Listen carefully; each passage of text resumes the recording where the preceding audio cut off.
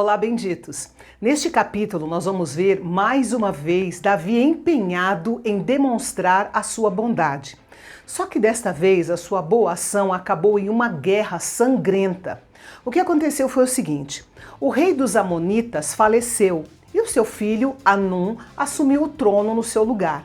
Como o rei falecido havia usado de bondade para com Davi, provavelmente enquanto ele fugia de Saul, ele achou que seria um bom momento para retribuir sua bondade, enviando uma delegação de oficiais para consolar o seu filho Hanum, que era então o novo rei. Mas a imaturidade e a ignorância prevaleceram sobre a sabedoria e o bom senso. Quando os príncipes amonitas viram os servos de Davi, falaram ao rei Hanum que com certeza eles eram espiões que estavam sondando a terra para depois tomá-la. O fato é que o novo rei, inexperiente, deu ouvidos aos seus conselheiros desconfiados e tratou os homens de Davi como se fossem espias. Os amonitas rasparam a metade da barba deles, cortaram suas vestes até a altura das nádegas e os mandaram embora. Isso foi um insulto vergonhoso para aqueles embaixadores de Israel. Os homens israelitas deveriam manter a barba intacta. Mexer com a barba de um homem era um grande insulto.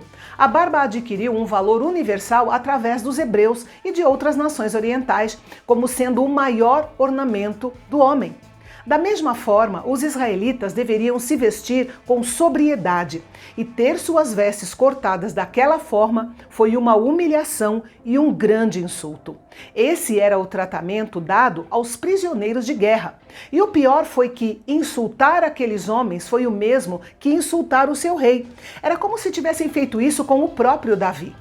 Esse mesmo princípio vale para os embaixadores do rei Jesus. Quando são odiados, perseguidos e até humilhados por homens infiéis, é porque esses mesmos homens já odiaram o próprio Jesus.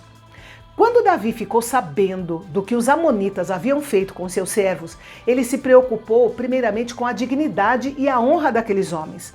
Então ele ordenou que eles ficassem em Jericó até que suas barbas crescessem e assim pudessem retornar para Jerusalém. Mas uma nova barba não apagaria as antigas ofensas. Quando o rei Hanum permitiu que seus oficiais maltratassem a delegação de Israel, ele fez uma declaração de guerra. Enquanto isso, os amonitas se deram conta de que haviam se tornado repulsivos para Davi e para todo o povo de Israel.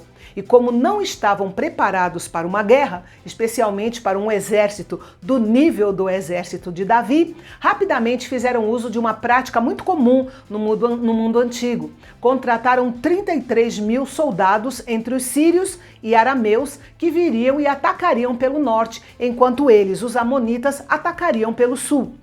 Quando Davi soube da contratação dos soldados do norte, enviou Joabe, seu comandante, com o seu exército de valentes.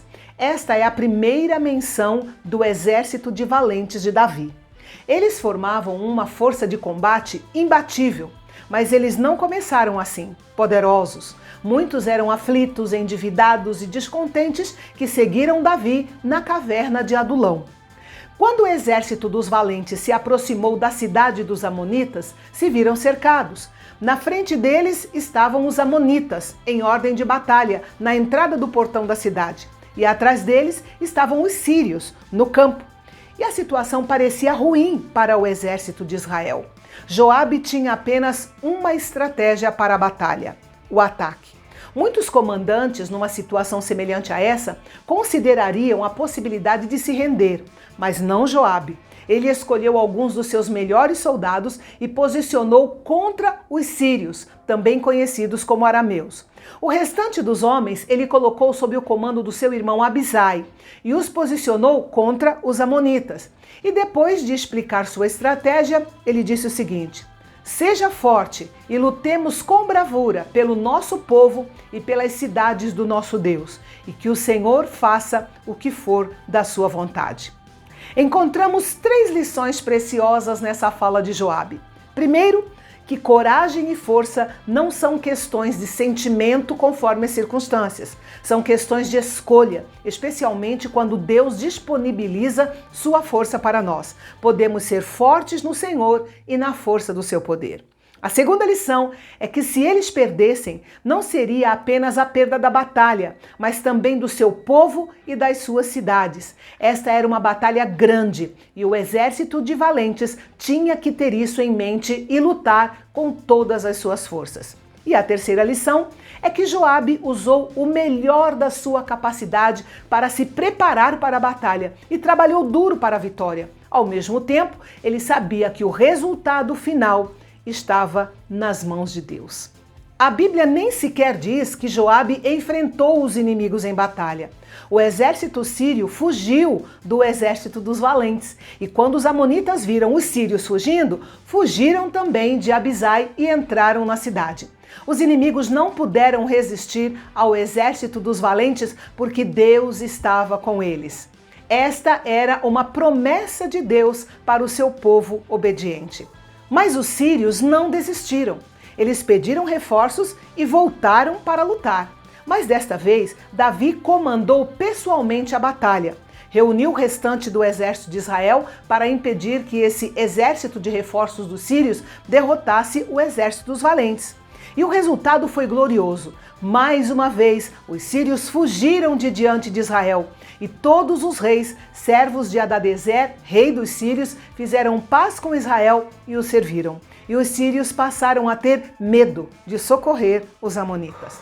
E o próximo episódio dessa série nos conta sobre o dia em que o rei Davi estava passeando no pátio do palácio e viu uma bela mulher tomando banho e a cobiçou.